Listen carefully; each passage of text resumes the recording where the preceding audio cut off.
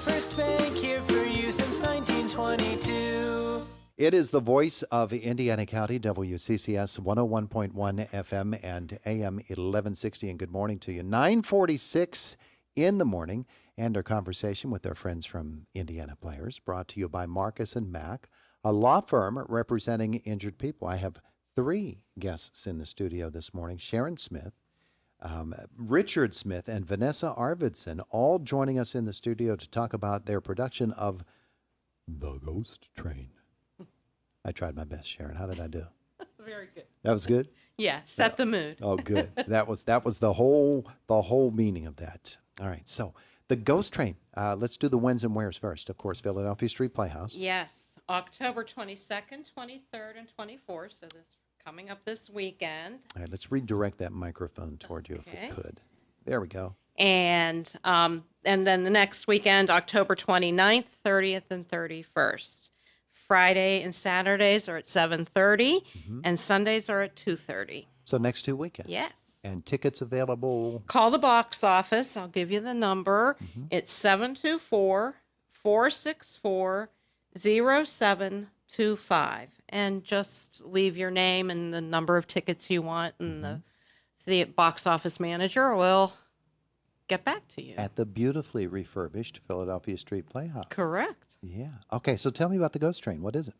Well, the show is a mystery with some light comedy in it. Set in the 1930s in a place called Clearvale Junction, which is in Maine. And a group of passengers were on a train, and they find themselves stranded at a small train station up there in Maine. And I don't want to give away too many secrets because it is a mystery. But it is called Ghost Train, so we're sort of getting an idea here. Yeah, so there's definitely murder, a haunting, and of course the ghost train.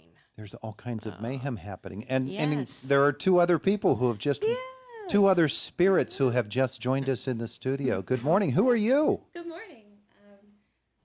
My name's Leah Kessel. I'm Andrew Kessel. Leah and Andrew are with us this morning. It's a Kessel family affair this morning. Okay, all right. So Sharon, you have I'm assuming these are all cast members? Well, 3 are cast members, and Vanessa is my stage manager and assistant. Vanessa, do you have to do some special, since this is a ghosty type of thing, are there special things that you must do? There's lots of tricks up our sleeve for this one. Oh, yeah? Yeah. So exciting little special effects. Yeah, okay, wonderful, wonderful. Well, Sharon, you don't want to tell us too much, but maybe there's some of the characters can tell us what they're doing. Absolutely. In the course of the role. Rich plays Jackson, if you want to come up. Come on up here, Richard. Give a little bit about your character. From here. My character is, you could say relatively small but important, and in some ways, I really don't want to reveal it because it would reveal the plot. It so could. Let's say that. Okay, so integral. I make an appearance. This is quite the interview. Everything's a mystery, and so nobody can say anything. That's why you have to come out and see it. Say something about the Kessel family's going to they're going to take care of this for us. Okay. Okay, so we'll start with the female Kessel, who's going to tell us about her role in this amazing ghost train coming up. Well, we play a married Come a little bit closer to the microphone, please. We play a married couple, the Murdochs. We just got married. We're newlyweds. So we're together a lot. Okay. And we're there right from the beginning, just trying to get to our honeymoon. Okay. All right. Are you married in real life? Yes. Okay. I was hoping you weren't brother and sister playing. Just would be really, really weird. So you're trying to get to your honeymoon, and you encounter characters. Yes. On the platform. That's all you're going to tell me. Yeah, you just got to come out and see. This is going to be a really short Lots interview. of cliffhangers. All right, let's see if we can squeeze something out of the male Kessel here. Step up to the microphone. Tell us about your character. Well, I'm Charles Murdoch. He just seems like a really nice guy. I would say Aaliyah said a lot of what I was going to say. She didn't say hardly anything. There's so much we can't give away. You're just going to have to come see it. Okay, well then, all that being the case, let's talk with the director, Sharon, again, and about putting together a play with, how large is your cast? We have 11 people, I believe, in the cast. It's a fairly big cast. Yeah. At one point, pretty much everyone is on stage. No, even with the renovations, it's still a tight fit. Yeah. But it's an interesting group of characters. We've got this married couple, the newlyweds. There's another married couple, Summer Skillen and Mark Henry play that couple. Are they oldly weds? And not old, only a year. Okay. So, and they're working out some issues while they're at the train station. We have a very interesting character, Miss Bourne, and she's played by Teresa Arnett. And she has her pet bird with her. Okay. So there's some interesting things with the bird on stage. Is it a ghost bird or no? It's an actual bird, okay. And so that's a lot of the fun parts in that. It's not a dead parrot. No, it's not dead. Okay. No, not dead. That's good to know because that's a whole nother play. Yeah, yes, the bird lives. Yeah. That's wonderful to know. So you put all of this together, and when you get a cast this large, and you're going through the rehearsal process, I'm assuming that's a little bit more difficult to coordinate than when you have a 2 or 3 member cast. It is. It's always hard to space people out so everybody can still be seen, but not interfere with the action. Yeah. Of the movements of the characters, and I think overall it's gone pretty well as far as the blocking and everything goes. The play is set in the 1930s, but it was also written in the late 20s.